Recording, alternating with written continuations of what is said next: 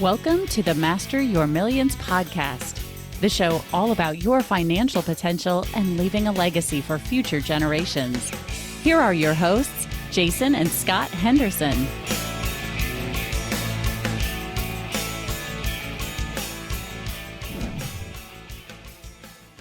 Welcome back, everyone. I am your host, Scott, and my co-host is Dr. J. We are super excited for who we have coming on today. Jason, who do we have? Well, Scott, we have a Michigan native, and she actually went to University of Michigan, so we won't say any more about that since I went to Purdue. We're kind of rivals. Anyway, her name is Lisa Thie. She is a renowned thought leader and an expert in the fields of artificial intelligence, career transformation, and ethical technology. With over 2 decades of experience, Lisa has dedicated her career to driving innovation and empowering individuals and organizations to thrive in an ever-changing world. And in particular, she has published a recent book entitled Go, 90 Days to a New Career. Remind me what that is. What was the title of it again? The title is Go, Reboot Your Career in 90 Days. Okay. Reboot Your Career in 90 Days. And we want to talk a little bit about that. We want to talk a little bit about her background. She's had a real colorful background. Don't be fooled by the 2 decades of experience that started when she was 3. And so we are doing quite good. Lisa, welcome to the show. Thanks for having me. I appreciate it. So tell us a little bit, just kind of a broad strokes, a little bit about your background and how you arrived at publishing this book. Sure. So I started my career in a pretty traditional way. Coming out of the Midwest, I went to engineering school and thought I'd work in the auto industry for the foreseeable future. Although coming out of college, I had the opportunity to make my way out west to California and try my lot in the tech industry. And so that's what I chose to do. So I worked in multinational tech companies for the first 15 years of my career. That took me to over 36 countries as a global IT manager. I also had the opportunity to get some experience in things like marketing and sales and automation, which were all a little bit different from my traditional engineering background. So when I retired from corporate America, I retired as the director of hybrid cloud for a multinational tech company. And I got really energized and passionate around bringing more mission into the work that I was doing. And so there were some unique opportunities to address some problems that I've been really focused on. From a career standpoint, I've always been energized by bringing influential leaders and innovation together to address social justice issues at scale. And for me, the area that I'm really passionate about focusing on is women and children, especially marginalized women and children. So I saw a lot of human trafficking happening in front of me in the business hotels in those years of travel. And I always committed to myself when I got to a level that I had some authority that I would do something more meaningful to try to give a voice to the voiceless. And, being that I was traveling in my 20s, I blended in pretty well. So people typically assumed I was either a flight attendant or worked for the hotel in those business hotels. So they acted really comfortably, not realizing that I was a peer of theirs. And so, taking that forward, I had a chance to partner with the National Center for Missing and Exploited Children. If you don't know who they are, you probably know what they do. They deploy all the Amber Alerts for the country for missing children. But what most people don't know about them is that they are the place that Congress has mandated that any crimes against children from a sexual abuse material standpoint on the internet, that's where you have to report them. And so they were having a challenge that it was taking 30 days for them to be able to turn around reports from all the tech companies. And we're talking back in 2015 now. So if you look at, the reports from Google and Meta and Microsoft, they were just getting flooded with all of these reports of criminal activity, felonious material, the worst day of a child's life being enjoyed by adults for just their own gratification. And so we really wanted to see if we could take some of the technology innovations that we were doing for places like healthcare and finance and some of those regulated industries that need to be really careful with data and bring some of those trends of social and mobile and cloud to the front lines of protecting children more effectively at scale. So when we got involved, it typically took 30 days for a turnaround between the National Center to be able to get that to the appropriate law enforcement agency anywhere in the world that report was going to. When we got done with our project a year later, we were able to build bespoke automation and artificial intelligence into their systems to be able to reduce that down to 24 hours. And that was my first taste of what the power of AI could be if you really point it towards a problem that can benefit from a lot of repetitive tasks that are really time consuming. If you can get that work off of the analyst's table where they can be spending much more time doing the things that humans are great at, creativity, inference, report writing, helping to be more, use their subject matter expertise in the most optimal way versus scrolling through tens of thousands of IP addresses trying to figure out the time that a criminal did not obscure their location with a Tor network or the dark web. So from there, I entered into entrepreneurship. I was a dog with a bone. I didn't want to stop where we were. I knew that this problem was only growing exponentially. And so with my friend from Apple, we stepped away from our corporate careers and stepped into our leadership as entrepreneurs. We founded our company, Minor Guard. Our stated goal was really the mission around helping children to be safer online and in real life. And the problem that we chose to address with our first product was really focused in on the 40% of child sexual abuse material that's generated by children themselves. So in a lot of cases, either teen to teen making poor choices or with predators grooming and extorting children. We see a lot in the news today around sextortion that wasn't as well understood, back in 2016, 17 when we were working on this. But we knew that a lot of the content that was being generated of the 21 million reports of that crime that year to be followed up on were generated by children themselves. And we wanted to use technology to prevent children from weaponizing their phones against themselves. So since my friend was the head of fraud detection for Apple and understood some of the tech and was bred in on early technology trends, we were able to intersect after the iPhone 10 and start designing to take advantage of AI on the edge to protect children more effectively. From there, I went into management consulting after I exited into a larger player in the market and did my earnout with Bark Technologies. And I learned that I really enjoy the opportunity to stay true to a problem, not to a career.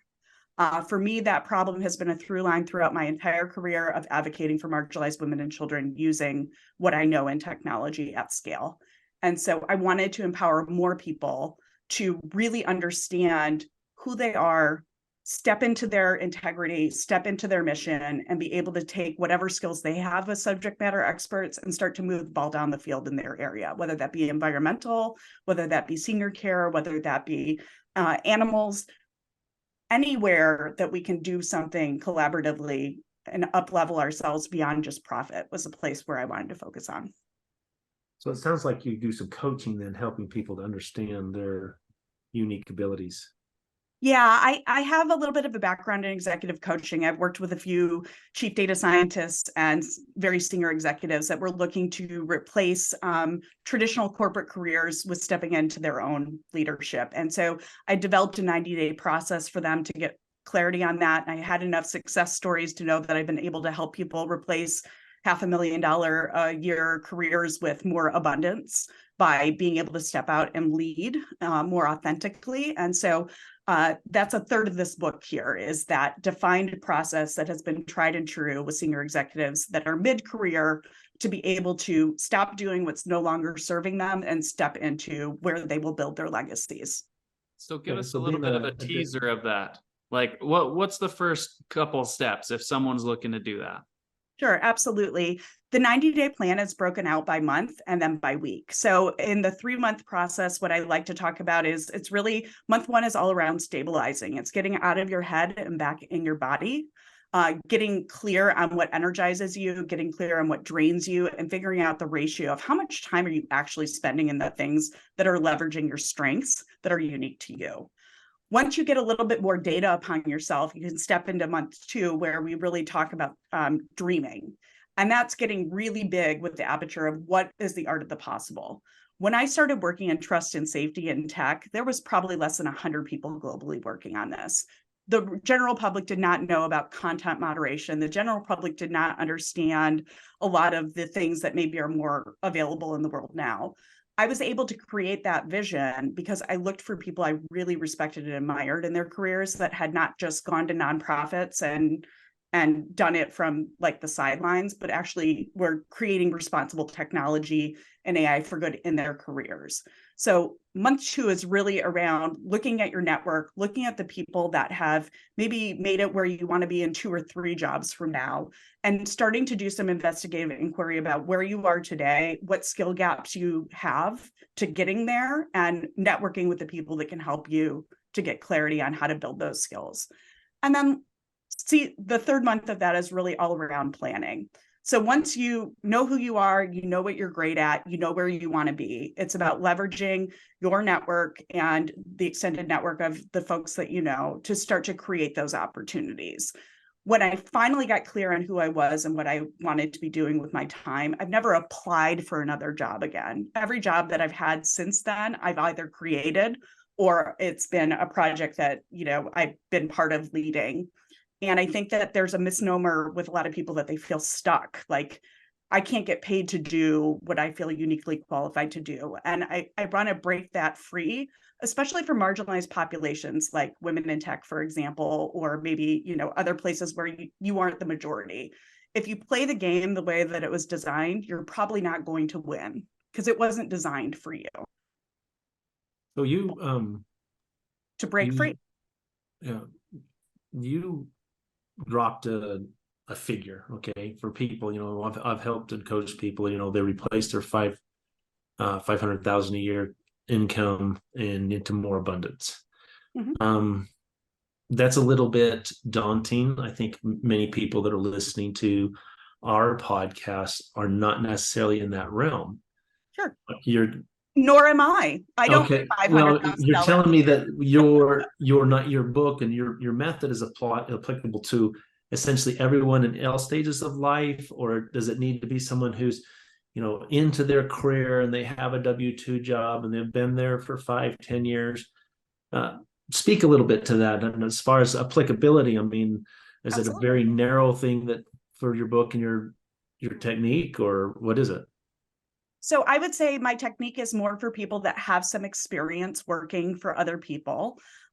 So yes, I would expect that you'd be 5 to 10 years into your career, have had some level of success, maybe achieve some of those traditional milestones. For me at that stage of my career, I thought success meant making 6 figures, traveling, and having a team manager. That to me is what success looked like to me. So once I achieved that, the next question was, okay, well, now what? And that's where the hard work came in for me and a lot of the folks that I work alongside. And that is, once you've done what you were raised to believe is success, how do you define it for yourself and grow? And that's typically who I focus on in terms of this book, as well as, you know, in the coaching that I've done historically. Primarily, the people that I work with are either entrepreneurs at large companies, entrepreneurs that are stepping out and doing their own companies. I've had some experience doing both, so I can bring some lessons learned. And this book is scattered with lots of lessons learned the hard way to try to help to accelerate some of those learning curves. Because typically when you jump between those environments, you know a lot of things that are applicable, but the terminology shifts. And so you feel like a duck out of water. And so I wanted to help people to map some of that back together so that they have more confidence stepping forward in their power. Did that answer your question, Jason, or do you have a clarify? Yes, I think yes. That's good. I just didn't want our listeners just to hear that and say, oh, well, that doesn't apply to me, you know, click. We love our listeners and we appreciate every one of them, and we love it, especially when you like and share and you subscribe and you tell people about it, and even, you know, leave us a review. We really appreciate that. And so I didn't want that what you said kind of turn people off, because I get the sense that that's not the case. You know, that it is really more applicable to, and that's good that, okay, you've had a few years of experience in W-2, which a lot of people do. They wake up and they realize, is this what I'm going to be doing the rest of my life? That was my experience. I was like, oh gosh, I've done this for 20 years and I have more than 25 years to work still. Is this what I want this to look like? Yikes. And specifically in the instance of the person making 500,000 a year that I reference, I think giving a little context might help with that one. That person is somebody that married their college sweetheart. They had 4 children that were either in college or approaching college, and he became a widow very suddenly and unexpectedly. So that $500,000 a year job was paying for 4 people to go to college, and he no longer had the stay-at-home support of a spouse. Having that level of pressure on him in a day job, his blood pressure was going through the roof. And so we had to look for a way that was more sustainable for him to stabilize as the world changed around him. In my instance, I don't aspire to make $500,000 a year. I aspire to make impact on 1 million lives. But I also aspire to be self-sustaining and a good role model for my children. And so my number is a lot lower about what that needs to look like, but my impact and the way I measure myself is a lot higher in terms of my reach. I loved what you said though earlier, that you said it helped him go from that to more abundance. And that wasn't necessarily more dollars, it was more abundance. It had to do with the mindset, right? I mean, that you spend a lot of time helping people understand and think from an abundant point of view. Abundance is not equal to a dollar figure. It's more of a state of mind and your control of your time and control of who you hang out with and your opportunities. That's really cool that you said that. I mean, and even maybe say a little bit more to that, because you said that, and I think I picked up on it. I don't know that everybody else did. But say a little bit more about that. Yeah, I talk a lot about it in this book, especially my own personal journey of having to shift and grow over time, of learning that, just because my parents might have said when I was 16 years old that being an engineer was going to be the greatest thing in the world, maybe it doesn't serve me any longer. And maybe I don't feel like I've found my tribe, so to speak, of people that are like-minded. And so when I was able to really focus on my own wellness, getting clear on what motivates and drives me, it drove me to connect with other like-minded people that were equally as passionate about that. And what I can say is, it's really easy when you get into startup mode and CEO mode to be working yourself to the bone and not controlling your time. And so I wanted to make sure that I help people with actionable tools as you're growing into your leadership to make sure that you're balancing yourself and keeping that abundance mindset. Because if you just sprint towards it and you work like there's no tomorrow, which is a really tempting thing to do when you're stepping out on your own, you won't have the fuel to get over the finish line. And so as somebody who's had an exit, who can see their technology out there in the world, I wanted to help people feel that sense of community, feel that sense of connection, and really help them to focus in on what's going to keep them fueling for the long haul, not just the fast race. Now, do you talk about that in your book as well? Because I know you've mentioned, like, you said a third of it. What's the other 2/3? Sure. The first third is more of a kind of a memoir of a woman in tech and what it's like coming up and the lessons that I learned through the years working in those areas. And some of the headwinds that employers and employees have being in those environments. And what we can do about them. The next third is that 90-day plan for people to get a really actionable recipe to go from where they are today to where they want to be. And then the last third is all around coaching around entrepreneurship and how to build those business cases, or how to help market your company and how to have some levels of success, including case studies from multiple people that have done it themselves, including myself, but also others. I interviewed over 30 executive women for this book to talk about their journeys coming up throughout. And really the goal of the book is to help anybody who's dreaming a little bit bigger to know that they're not alone in that journey and that there's support and lift for them along that way. All right. So one of the questions we always like to ask when we have someone come on is, what's the 5-year goal? What is that next mountain you're currently trying to climb? That's a very interesting question, given where I'm at in the season of my life. So I am one of those long haulers from COVID. I got sick in June of 2020. I didn't realize I had a comorbidity. And so the effects of that have been a little bit more long-term than I would have anticipated. And so I became physically and hearing disabled by 2021. And I've having to learn a new balance with my body. So my goal in 5 years from now is to be comfortable, depending on my family for support financially, and to only do the things that move my goal of being a visible role model for people in STEM that are looking to innovate in areas that benefit society. When I was learning a little bit about you, I noticed that you have actually given a TEDx talk.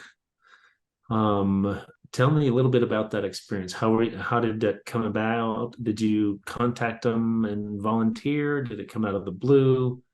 Sure. How long was it? Just tell us a little bit of what it's like to give a TEDx talk. Great lead into the book, actually. That's my opening chapter. So when I was selected to do a TED Talk, it was January of 2020, built on the work that we did with the National Center for Missing and Exploited Children.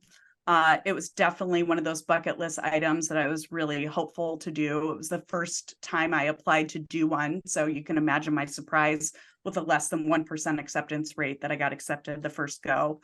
But with that in mind, it was a really interesting dynamic, because by the time that we were approved to actually give the talk, it was now August of 2021, and I had been diagnosed with cognitive impairment, and my memory was virtually down to zero. So building up to that week, after spending a year with speech writers and getting everything, all the I's dotted and the T's crossed, and being at a place where I felt really comfortable with what I wanted to say in my messaging, I had not delivered my speech a single time without dropping at least a quarter of it the week of. And it was literally like I had stroke-like symptoms from being sick. And so the neurons in my brain were gone. Now, for those who haven't done a TED Talk before, they have very rigid rules around cue cards, any visual aids. You literally have to memorize your speech. And so I went up there knowing that there was a distinct possibility, perhaps one would even say maybe a 50-50 chance, that I was going to stand there like a deer in headlights and not get a word out.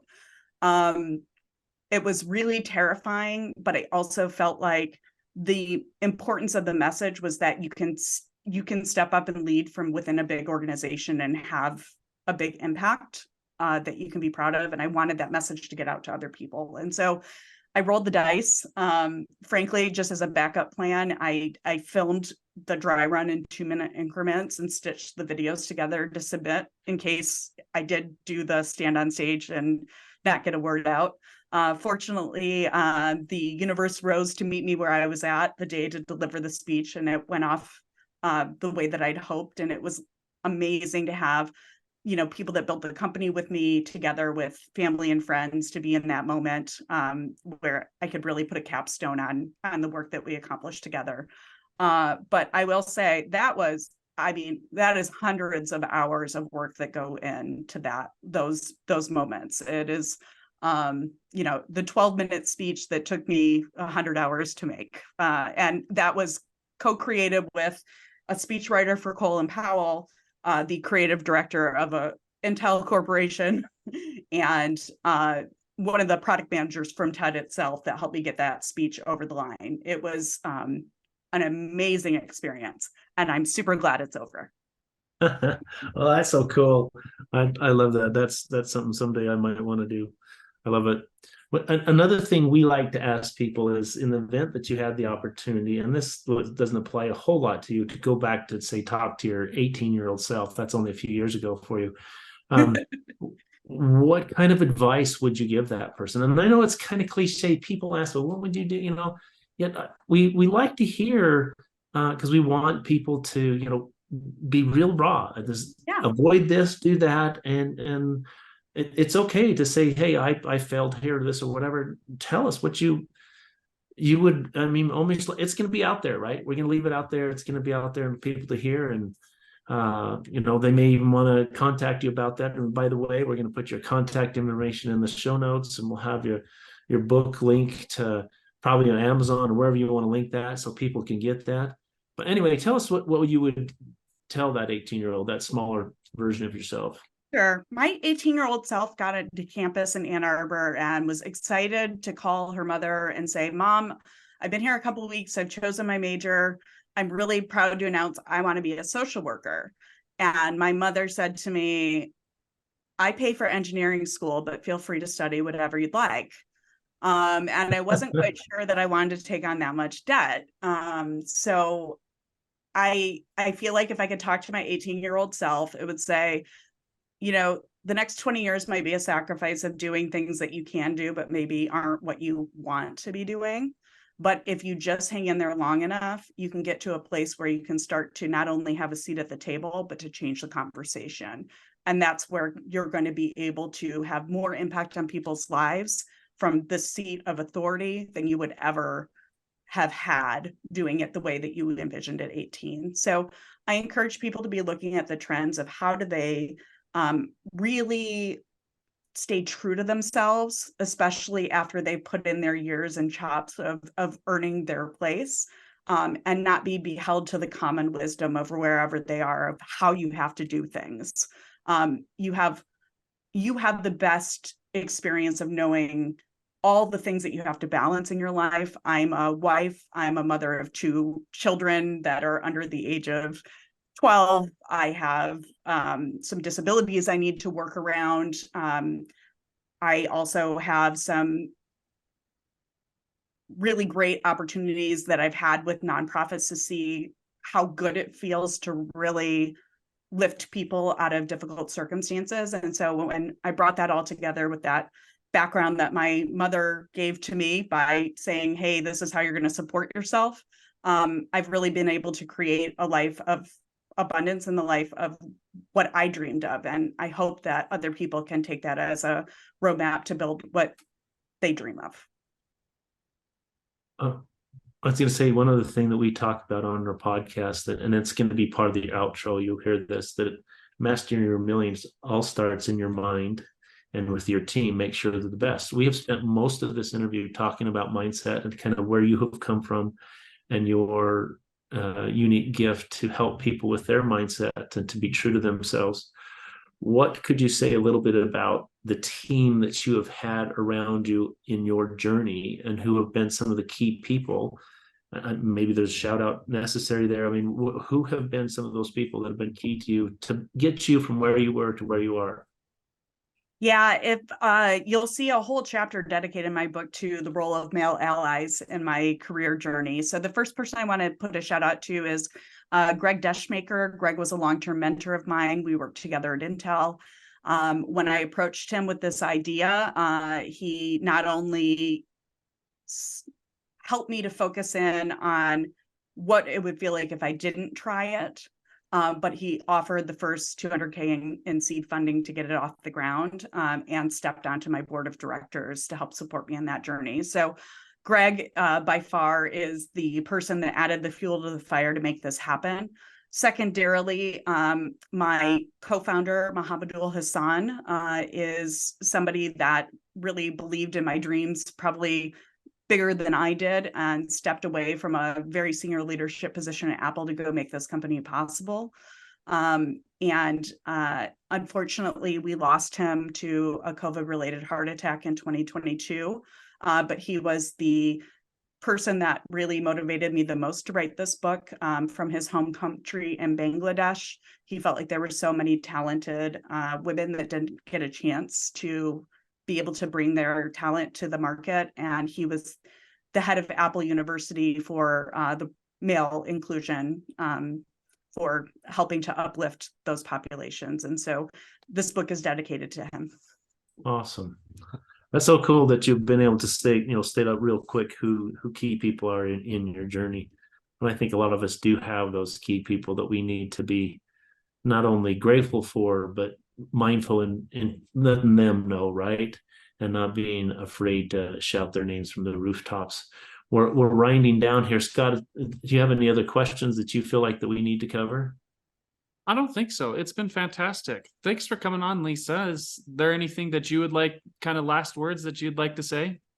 Sure. So for anybody that's interested in following my journey, I'm now a startup advisor. I advise for about 10 different AI startups. So I'm always active in those conversations of what's happening, latest and greatest. I do keynote speaking on embracing ethics and trust in AI, as well as AI for business leaders and owners that are getting entered into this crazy world of all this generative technology. I'm very active on LinkedIn. You can reach me there. If you'd like to order my book, you can get it all the places you order books, Barnes & Noble, Walmart, and Amazon, of course. And you can visit my website at www.lisathea.com. And that's Thee. Let's be clear there. Lisa, LISATHEE.com. Okay. Yeah. And Super. we will make sure, to put all of that in the show notes down below. Thank you so much. And for parents that are trying to figure out how to navigate all this crazy online safety stuff, there's tips on my website as well as in the book. On the website, you can see my TED Talk, and you also can order the book directly from there. Perfect. Well, guys, thanks for tuning in to another show. If you would, like we said before, we will put all of these links in the show notes down below. If you'd like to connect with Dr. J or myself, make sure to hit us up on your favorite social media platform. And again, if you like the show, leave us a review. It really helps. And remember, mastering your millions all starts with your mind and your team. Make sure they are the best. We'll catch you next time. Thanks for listening to Master Your Millions with Jason and Scott Henderson. Check the show notes for any links or contact information about today's guest. Make sure to follow the show so you don't miss any future episodes.